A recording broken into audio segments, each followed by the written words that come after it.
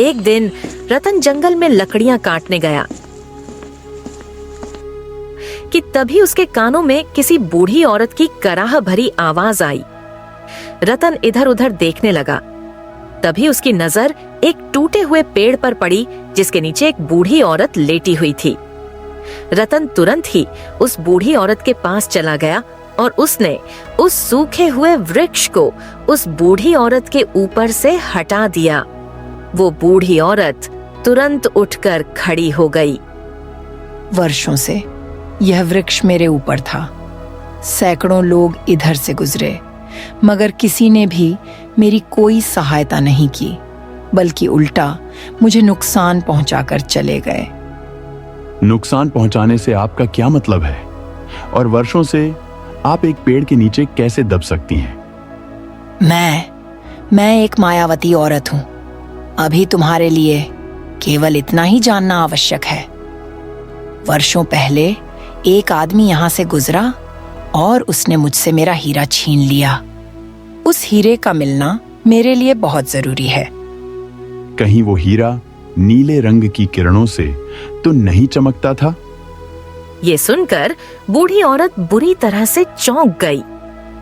हाँ, तुमने सही कहा, लेकिन तुम्हें कैसे पता?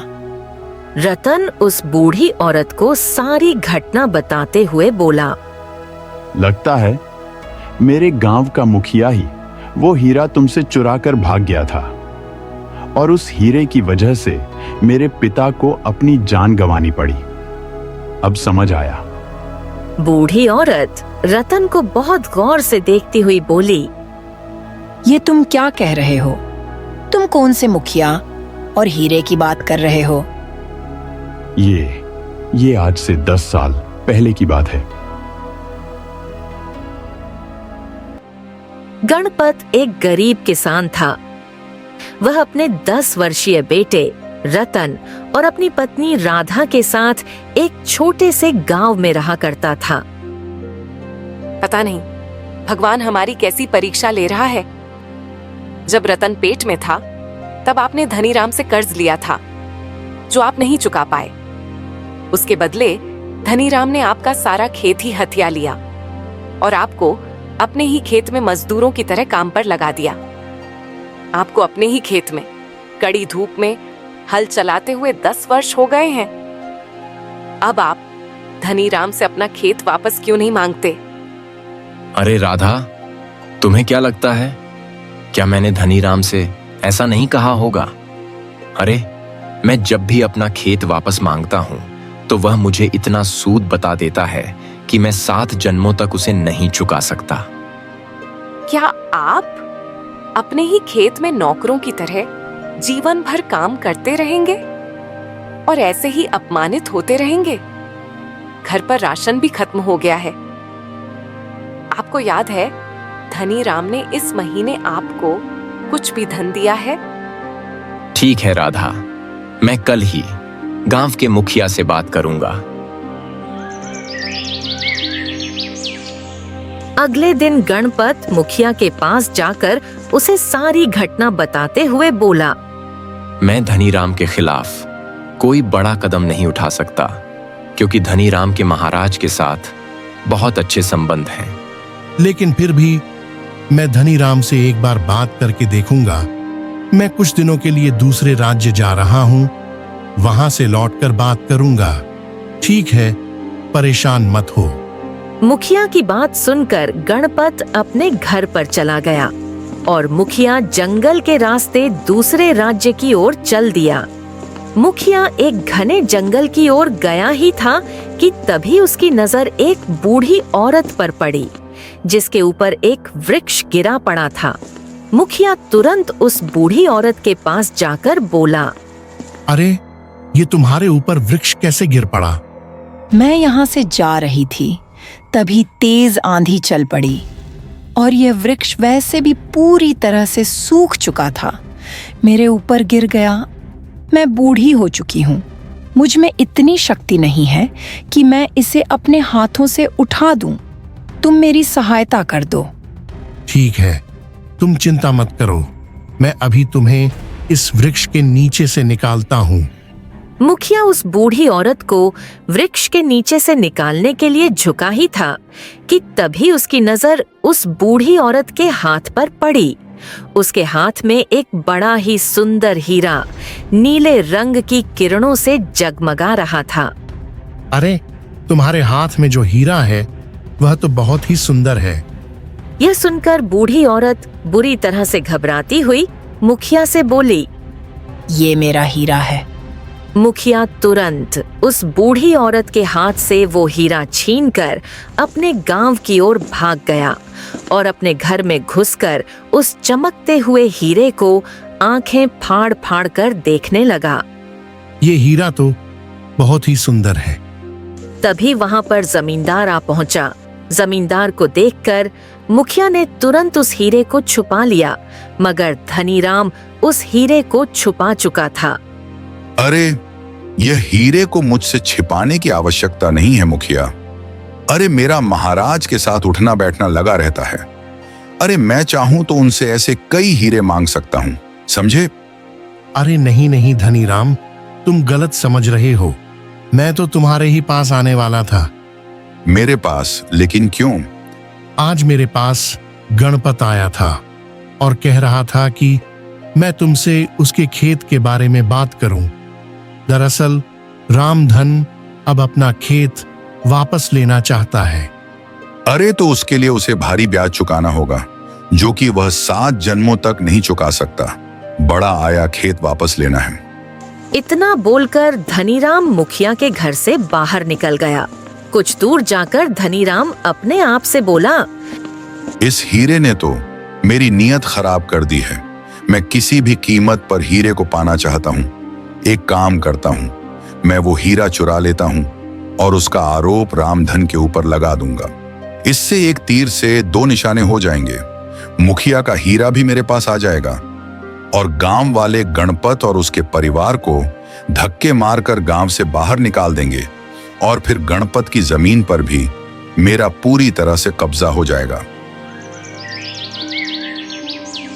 अगले दिन धनीराम ने बड़ी ही चालाकी से मुखिया के घर से हीरा चुरा लिया।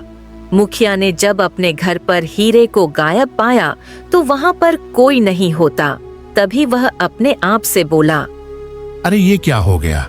मुझे तो धनीराम की आंखों को देखकर ही लग रहा था कि उसकी मेरे हीरे पर नीयत खराब हो गई है। ये जमींदार। इतना बोलकर मुखिया गुस्से से भन भनाता हुआ धनीराम के घर पर जाकर उससे बोला, धनीराम, मुझे तुमसे ऐसी उम्मीद नहीं थी।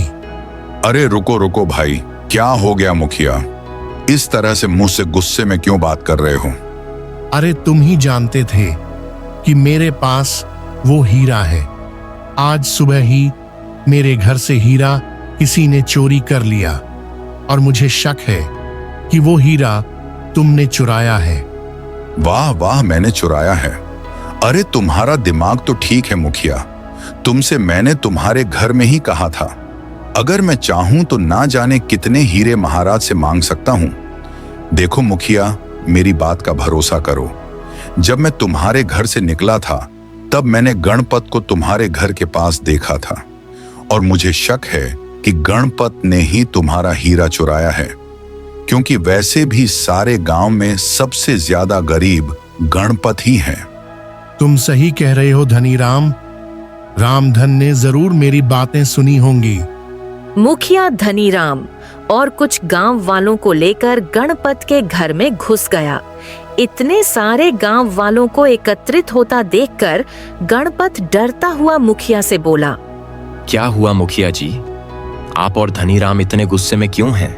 और ये गांव वाले मेरे घर पर क्यों आए हैं? ओ गणपत, सीधी तरह बता दे कि वो हीरा कहाँ है। हीरा? कौन सा हीरा? अरे वह जो नीले रंग की किरणों से चमकता है। अरे बता कहाँ है वो? अरे मुखिया जी, मुझे किसी हीरे के बारे में नहीं पता। आप किस हीरे की बात कर रहे हैं? तभी जमींदार गांव वालों से बोला, गांव वालों, ये ऐसे नहीं मानेगा। अरे मार मार के इसका बुरा हाल कर दो, मारो इसे। सभी गांव वाले बड़ी ही बेरहमी से गणपत को पीटने लगे। गणपत उन सब गांव वालों की मार को बर्दाश्त नहीं कर पाया और उसने दम तोड़ दिया। राधा और रतन फूट फूट कर रोने लगे। तभी धनीराम गांव वालों की तरफ देखकर बोला, अरे देखते क्या हो, इन दोनों माँ बेटे को धक्के देकर गांव से बाहर निकाल दो और गणपत की लाश को भी गांव से बाहर कर दो। ले जाओ इसको, चोर कहीं का। गांव वालों ने ठीक ऐसा ही किया। राधा और रतन ने नम आंखों से अपने पिता का अंतिम संस्कार कर दिया और दोनों चुपचाप जंगल की ओर चल दिए। काफी देर चलने के बाद उन्हें एक गुफा नजर आई। बेटा, तुम्हारे पिता तुम्हारी आंखों के सामने मारे गए और हमारा घर, हमारा गांव भी हमसे छीन लिया गया। हमें अब इंसानी बस्ती में नहीं रहना है। हम अपना जीवन आज से ही जंगल में व्यतीत करेंगे। राधा और रतन जंगल में बनी उस गुफा के अंदर रहने लगे। इतना कहकर रतन रोने लगता है और रोते हुए उस बूढ़ी औरत से बोला, और तब से लेकर आज तक मैं और मेरी माँ उसी गुफा में रहते हैं। यह सुनकर बूढ़ी औरत चौंक गई और रतन से बोली, तुम्हारी आंखों में बदले की आग दिख रही है। क्या तुम अपने पिता की हत्या और धनीराम के अत्याचारों का बदला लेना चाहते हो? हाँ, लेना चाहता हूँ और अपनी माँ को सम्मान सहित अपने गांव ले जाना चाहता हूँ। बहुत अपमान हुआ है हमारा। बूढ़ी औरत ने अचानक अपनी आंखें बंद कर लीं। कुछ देर बाद वो अपनी आंखें खोलती हुई रतन से बोली, मेरे पास कुछ मायावी शक्तियां हैं जिसके द्वारा मैंने देख लिया कि वो हीरा मुखिया से धनीराम ने चुराया था और धनीराम ने तुम्हारे पिता पर आरोप लगा दिया क्योंकि वो तुम्हारे खेत को पूरी तरह से हड़पना चाहता था। मैं तुम्हें एक नया और दूसरा हीरा दूंगी। तुम उस धनीराम के पास एक व्यापारी बनकर जाना और उससे कहना कि तुम्हारे पास जो हीरा है वह मायावती हीरा है। अगर तुम्हारे हीरे से कोई भी वस्तु स्पर्श कराई जाए तो सभी हीरों में परिवर्तित हो जाएंगे। और ऐसा होगा भी, लेकिन वो केवल आंखों का भ्रम होगा। लेकिन अगर मैं गांव में व्यापारी बनकर जाऊंगा तो गांव वाले मुझे पहचान जाएंगे। मैं तुम्हें जादुई शक्ति से सुंदर युवक में परिवर्तित कर दूंगी और तुम सदैव सुंदर ही रहोगे। इतना बोलकर उस बूढ़ी औरत की आंखों से किरणें निकलने लगीं और रतन एक सुंदर युवक में परिवर्तित हो गया। तभी रतन के हाथ में रंग बिरंगी किरणों से चमकता हुआ एक हीरा आ गया। तुम उस धनीराम के पास व्यापारी बनकर जाओ। इस हीरे का लालच देकर उससे वो हीरा और उसकी सारी संपत्ति छीन लो और उस हीरे को लाकर मुझे दे दो। उस हीरे का मिलना मेरे लिए बहुत ही आवश्यक है। आखिर आपके लिए उस हीरे का मिलना इतना आवश्यक क्यों है? आखिर उस हीरे का रहस्य क्या है? सही समय आने पर मैं तुम्हें सब कुछ बता दूंगी।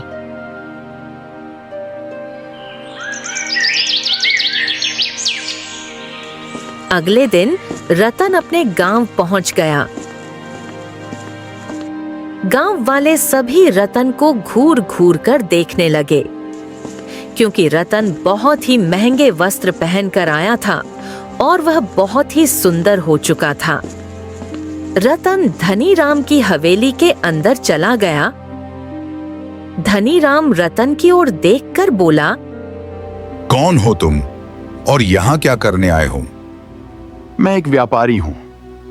मैंने सुना है कि तुम्हारे पास एक ऐसा हीरा है जो नीले रंग की किरणों से चमकता है। ये सुनकर धनीराम पूरी तरह से चौंक गया। क्या? ये क्या बकवास कर रहे हो तुम?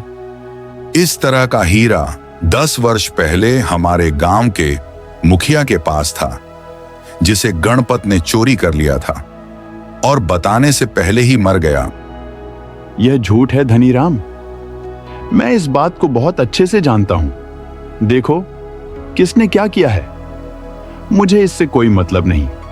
सीधी बात है कि मैं एक व्यापारी हूं और तुमसे एक सौदा करने आया हूं। जैसे तुम्हारे पास नीले रंग की किरणों से चमकने वाला हीरा है, वैसे ही मेरे पास भी एक अद्भुत हीरा है। इतना कहकर रतन ने उस हीरे को अपनी जेब से निकाला और धनीराम के घर पर रखे हुए एक बर्तन से उसे स्पर्श करवा दिया। स्पर्श करते ही वो बर्तन भी हीरे के बर्तन में परिवर्तित हो गया। यह देखकर धनीराम की आंखें फटी की फटी रह गईं। वाह वाह, तुम्हारे पास तो वाकई में बड़ा ही अद्भुत हीरा है। ठीक है, ठीक है, बताओ तुम सौदा क्या करना चाहते हो? देखो धनीराम, सौदा बहुत ही आसान है। मैं तुम्हें यह हीरा देने के लिए तैयार हूं। बदले में तुम्हें अपने नीले रंग की किरणों वाला हीरा मुझे देना होगा, और साथ ही साथ अपनी हवेली और तुम्हारे पास जितने भी खेत हैं मेरे नाम करने होंगे। बोलो, सौदा मंजूर है? अरे मंजूर क्यों नहीं होगा? अरे कोई मूर्ख ही होगा जो इतने अच्छे सौदे को मंजूर नहीं करेगा। अच्छा ठीक है, लेकिन एक बात का ध्यान रखना, इस बात का जिक्र गांव में किसी से नहीं करना, ठीक है ना? हाँ, ये सिर्फ हमारे और आपके बीच की बात है।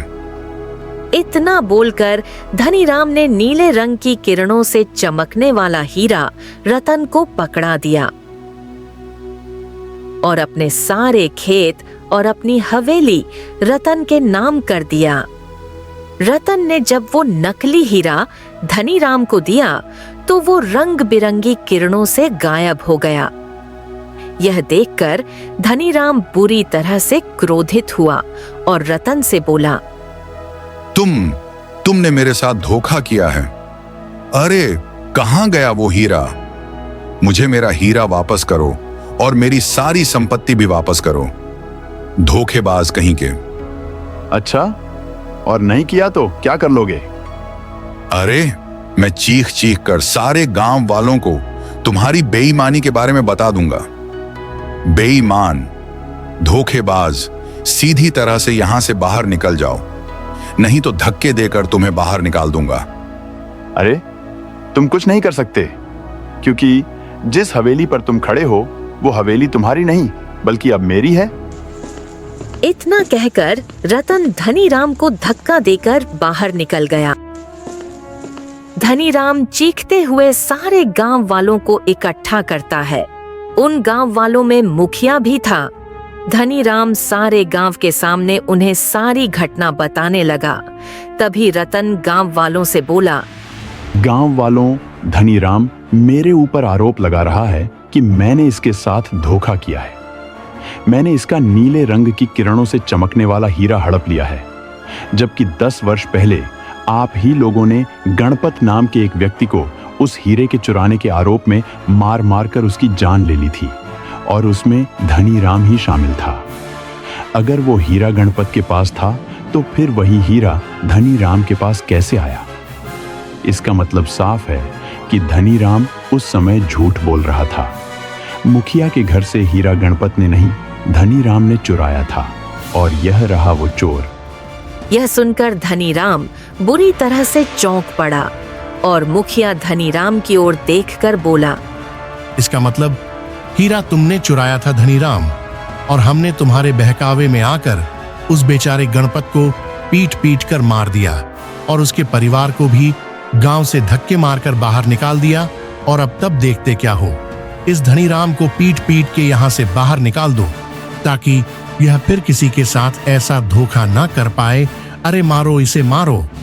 सारे गांव वाले धनीराम को बुरी तरह से पीटने लगे। धनीराम गांव वालों की मार बर्दाश्त नहीं कर पाया और तड़प तड़प कर मर गया। मुखिया रतन से बोला, आखिर तुम कौन हो? तुम्हें हमारे गांव के बारे में इतना सब कुछ कैसे पता? मुखिया जी, मैं उसी गणपत का बेटा हूं जिसे आप लोगों ने इस गांव से धक्के देकर बाहर निकाल दिया था। यह सुनकर सारे गांव वाले आश्चर्य में पड़ गए। लेकिन गणपत का बेटा तो काला था। रतन की बात सुनकर मुखिया को आत्मग्लानि महसूस होने लगी और वो रतन की ओर देखकर बोला, हाँ, यह सब कुछ मेरी ही वजह से हुआ। ना मैं वो हीरा उस बूढ़ी औरत से छीन कर लाता और ना ही तुम्हारे पिता के साथ ऐसा होता। अब तुम सारी जिंदगी पश्चाताप की आग में जलते रहना।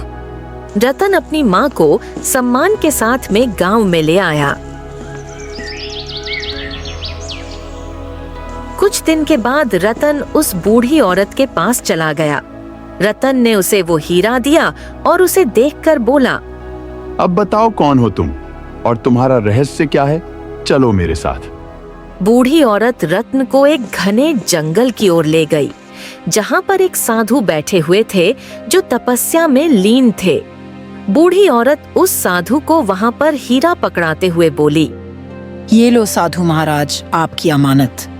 साधु रहस्यमय अंदाज में बूढ़ी औरत को देखकर बोले, तुमने आने में वर्षों लगा दी, लेकिन कोई बात नहीं। साधु ने इतना कहा ही था कि तभी रंग बिरंगी किरणों के साथ में वो बूढ़ी औरत एक सुंदर स्त्री में परिवर्तित हो गई। यह देखकर रतन को बहुत ज्यादा आश्चर्य हुआ और वह साधु की ओर देखकर बोला, यह क्या है साधु महाराज? दरअसल यह जंगल के वन रक्षक की बेटी थी जो जंगल में टहलती रहती थी। मैंने वर्षों की कड़ी तपस्या से अपनी मायावी शक्तियों को हीरे में परिवर्तित किया था और वन रक्षक की बेटी मजाक करने के इरादे से यह हीरा मुझसे छीन कर ले गई और मैंने इसे श्राप दे दिया और यह बूढ़ी औरत में परिवर्तित हो गई। बूढ़ी औरत में परिवर्तित होने के बाद यह मेरे सामने बहुत रोई और गिड़गिड़ाई। तब मैंने इससे कहा, बूढ़ी औरत के रूप में इस हीरे को लेकर जंगल के 7 चक्कर लगाकर मेरे पास आओ। और इसने जंगल के 7 चक्कर लगाने में इतने वर्ष लगा दिए। तभी वो सुंदर स्त्री रतन से बोली, बूढ़ी औरत में परिवर्तित होने के बाद मेरे शरीर में बूढ़ी औरत की ताकत बची थी। मैं जंगल का 7वां चक्कर लगाकर लौट रही थी। तभी मेरे ऊपर पेड़ गिर गया, जहां से मुखिया वो हीरा छीन कर ले गया और उस हीरे को साधु को दिए। बगैर मैं अपने असली रूप में नहीं आ सकती थी। मेरे पास केवल कुछ जादुई शक्तियां बची हुई थीं, लेकिन अब मेरे पास मेरी जादुई शक्तियां आ चुकी हैं। इतना बोलकर सुंदर स्त्री साधु से बोली, मुझे माफ कर देना साधु महाराज। आज के बाद मैं कभी भी किसी तपस्वी के साथ मजाक नहीं करूंगी। इतना बोलकर वो रंग बिरंगी किरणों के साथ गायब हो गई। रतन की समझ में सारा खेल आ चुका था।